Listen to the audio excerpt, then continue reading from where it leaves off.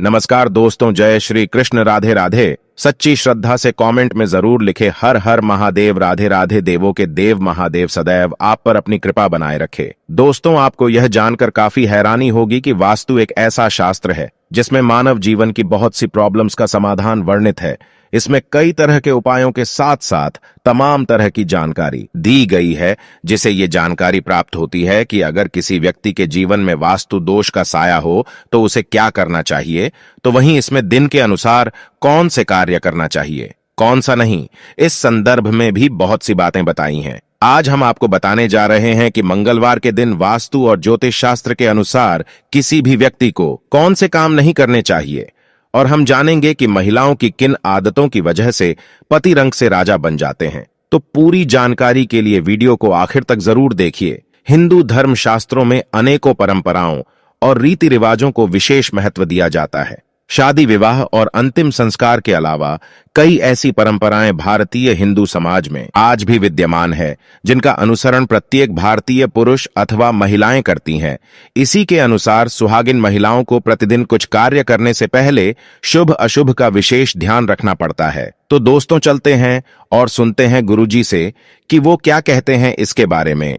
दोस्तों, आप सभी का एक बार फिर से स्वागत है। सप्ताह के कुछ विशेष दिन यदि सुहागिन महिलाएं अपने बाल धोए तो उनके पति पर बाधाएं आ सकती हैं।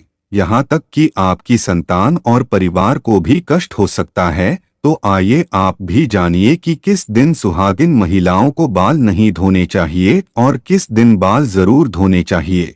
लेकिन वीडियो शुरू करने से पहले अगर आपने हमारे चैनल को सब्सक्राइब अभी तक नहीं किया तो सब्सक्राइब जरूर कर ले और साथ में ही बेल आइकन को भी प्रेस कर दें। दोस्तों, सबसे पहली बात यह है कि बुधवार के दिन विशेषकर कुमारी लड़कियों को बाल नहीं धोने चाहिए। यदि कोई कुमारी लड़की बुधवार के दिन अपने बालों को धोती है तो उसके भाई पर कोई बड़ी आफत आ सकती है, जिसका आप कोई अंदाजा भी नहीं लगा सकते हैं।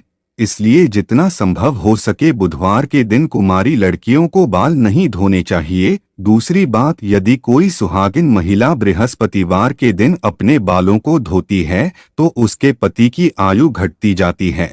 सुहागिन महिलाओं को भूलकर भी बृहस्पतिवार के दिन बाल नहीं धोने चाहिए और न ही बृहस्पतिवार के दिन नाखून और बाल आदि काटने चाहिए। ऐसे में आपको बृहस्पतिवार के दिन घर में पोछा भी नहीं लगाना चाहिए और ना ही बृहस्पतिवार के दिन कपड़े आदि धोने चाहिए। अगर आप ऐसा ही करते हैं तो आपके परिवार पर बहुत बड़ी विपदा आ सकती है।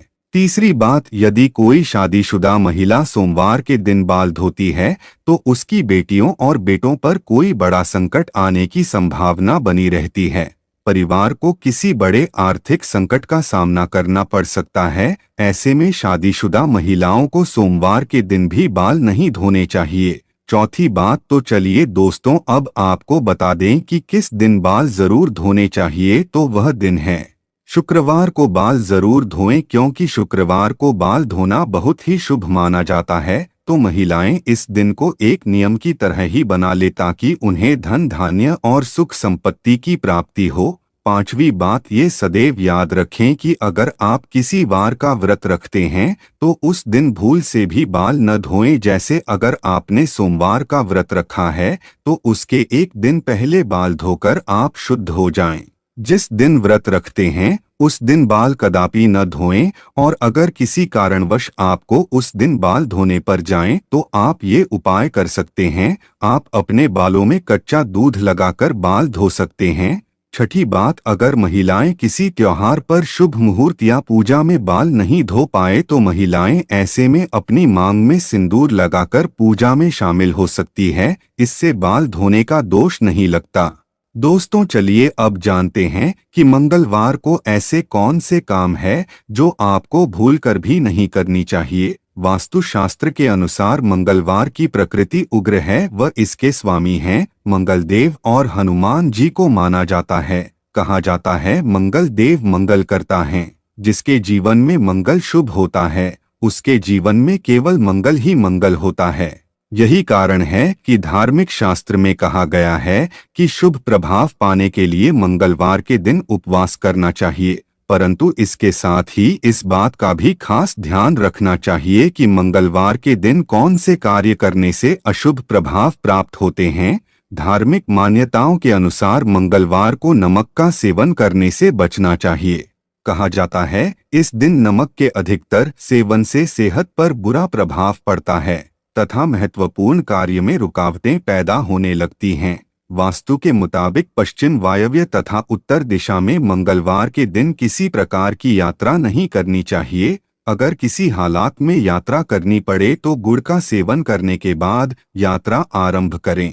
सनातन धर्म में मांस आदि का सेवन करना वर्जित माना जाता है। खास तौर पर मंगलवार के दिन मांस मछली आदि खाने से जीवन में मुश्किलें पैदा होते हैं। वास्तु और ज्योतिष शास्त्र के अनुसार मंगलवार के दिन किसी को ऋण नहीं देना चाहिए। इस दिन अधिकतर क्रोध करने से बचना चाहिए। कहा जाता है कि इस दिन क्रोध करने से गृह कलह पैदा होता है। इस दिन शुक्र और शनि से जुड़ा कोई कार्य नहीं करना चाहिए। साथ ही साथ इस दिन इनसे संबंधित वस्त्र और भोजन का सेवन करने से भी बचना चाहिए। वास्तु शास्त्र के अनुसार मंगलवार को सहवास करने से बचना चाहिए। इस दिन सहवास करने से नुकसान होता है। दोस्तों, अगर आपको लगता है कि आपकी किस्मत सही नहीं चल रही है, आए दिन मुसीबत आ रही है, तो ऐसे में अगर पत्नियां अपने पति के भाग्य के लिए कुछ उपाय करना चाहती हैं, तो कुछ ऐसे काम है जो अगर आप अपना ले तो मां लक्ष्मी के साथ सभी देवताओं का आशीर्वाद आपको जरूर मिलेगा और परिवार के सदस्यों की प्रगति एवं सफलता होगी और घर में सुख शांति और समृद्धि आती है। तो चलिए दोस्तों, जान लेते हैं इन चमत्कारी उपायों के बारे में। रोज सुबह उठकर अपनी हथेलियां देखें। दोस्तों, रोज सुबह जब आप उठे तो सबसे पहले दोनों हाथों की हथेलियों को कुछ क्षण देखकर चेहरे पर 3-4 बार फेरे। धर्म ग्रंथों के अनुसार हथेली के ऊपरी भाग में मां लक्ष्मी, बीच में मां सरस्वती व नीचे के भाग में भगवान विष्णु का स्थान होता है। इसलिए रोज सुबह उठते ही अपनी हथेली देखने से भाग्य चमक उठता है और कई तरह के सुनहरे अवसर भी मिल सकते हैं। भोजन के लिए बनाई जा रही रोटी में से पहली रोटी गाय को दें। धर्म ग्रंथों के अनुसार गाय में सभी देवताओं का निवास माना गया है। अगर प्रतिदिन गाय को रोटी दी जाए तो सभी देवता प्रसन्न होते हैं और आपकी हर मनोकामना पूरी कर सकते हैं। सुबह झाड़ू पोछा करें। घर को हमेशा साफ स्वच्छ रखना चाहिए। रोज सुबह झाड़ू पोछा करें, लेकिन सूर्यास्त के बाद झाड़ू पोछा नहीं करना चाहिए। ऐसा करने से मां लक्ष्मी रूठ जाती है और व्यक्ति को आर्थिक हानि का सामना करना पड़ सकता है। धर्म ग्रंथों के अनुसार जो व्यक्ति सूर्यास्त के बाद झाड़ू पोछा करती है, देवी लक्ष्मी उस घर में निवास नहीं करती और वहां से ये चली जाती हैं। रोज सुबह स्नान आदि करने के बाद पीपल के पेड़ पर 1 लोटा जल चढ़ाएं। पीपल में भगवान विष्णु का वास होता है। रोज यह उपाय करने से भगवान विष्णु प्रसन्न होते हैं और शुभ फल प्रदान करते हैं। इस पेड़ का महत्व इसी बात से जाना जा सकता है कि अर्जुन को गीता में उपदेश देते हुए भगवान श्री कृष्ण ने स्वयं को पेड़ों में पीपल बताया था। दोस्तों, घर खाली हाथ ना जाएं। बाहर से जब भी आप घर में प्रवेश करें तो कभी भी खाली हाथ ना जाएं। घर में हमेशा कुछ ना कुछ लेकर प्रवेश करें, चाहे वह पेड़ का पत्ता ही क्यों ना हो। दोस्तों, अपना एक नियम ही बना ले कि जब भी घर से बाहर जाएं तब घर वापस आते समय कुछ ना कुछ लेकर ही आए, फिर चाहे वे कोई भी चीज हो जो पत्नी व बच्चों को खुश रखें। अक्सर घर या बाहर के तनाव में अनजाने में हम ज्यादा प्रताड़ित अपने परिवार को ही करते हैं।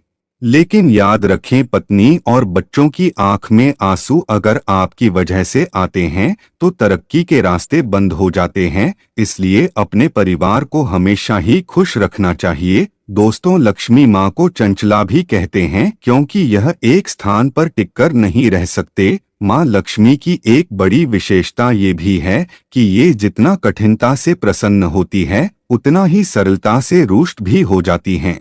कहने का तात्पर्य यह है कि लक्ष्मी की कृपा प्राप्ति बनाए रखने के लिए वेद शास्त्रों में बताए गए नियमों का पालन करना चाहिए, अन्यथा एक छोटी सी गलती से लक्ष्मी माँ रुष्ट होकर चली जाती है। आपने देखा ही होगा कि बड़े ही ठाठ बाढ़ सेठ रहने वाले साहूकार एक पल में कंगाल होकर रास्ते पर आ जाते हैं। ये सब माँ लक्ष्मी के रुष्ट हो जाने का कारण ही होता है। माँ को नाराज करने से अच्छा है कि शास्त्रों में बताए गए हैं इन नियमों का पालन करें ताकि महालक्ष्मी कभी भी अपने भक्तों से रुष्ट ना हो सके और उनके आशीर्वाद उनके भक्तों पर हमेशा बनी रहे। जैसा कि हम सब जानते ही हैं कि धन को लक्ष्मी का स्वरूप माना गया है। बहुत से लोग उंगली में थूक लगाकर रुपए को गिनते हैं। ऐसा करने से लक्ष्मी का अनादर होता है। किसी से भी रुपया लेते समय या देते समय उसे प्रणाम कर लेना चाहिए, इससे माता प्रसन्न होती हैं। घर में स्त्री भोजन बनाते समय या खाना परोसते समय अगर खाते रहती है तो इससे भी माँ लक्ष्मी नाराज हो जाती हैं। इसका कारण यह है कि इससे भोजन झूठा हो जाता है। जहाँ झूठा खाना खाया या खिलाया या फैला होता है उस घर के लोगों से माँ लक्ष्मी नाराज ही रहती हैं। इसलिए स्त्रियों को भोजन बनाते समय श्रद्धा भाव से खाना पकाना और खिलाना चाहिए। कहा जाता है कि जिस भावना से भोजन पकाया जाता है वही भावना से भोजन करने वालों में विकसित होती हैं। माँ लक्ष्मी का कहना है कि जहाँ गृहिणी की हंसी गूंज उठती है उस घर में गृहिणी के रूप में महालक्ष्मी सदैव निवास करती है। इसके विपरीत घर में पत्नी का अनादर किया जाता है, वहां मां लक्ष्मी एक पल भी रुकना पसंद नहीं करती है।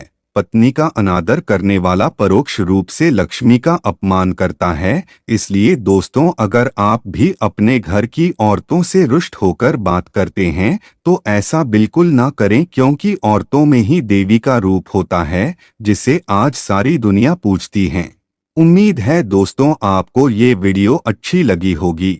सच्ची श्रद्धा से कमेंट में जरूर लिखें हर हर महादेव, राधे राधे। देवों के देव महादेव सदैव आप पर अपनी कृपा बनाए रखे। इस वीडियो को लाइक करें, अपने दोस्तों के साथ शेयर करें और हमें सब्सक्राइब करना ना भूलें। और हाँ, इस वीडियो से कोई भी सवाल है तो आप कमेंट बॉक्स में जरूर लिखें, और आपके पास कोई भी सवाल नहीं तो यस लिखें, क्योंकि यस लिखने से वीडियो बनाने का मोटिवेशन मिलता है।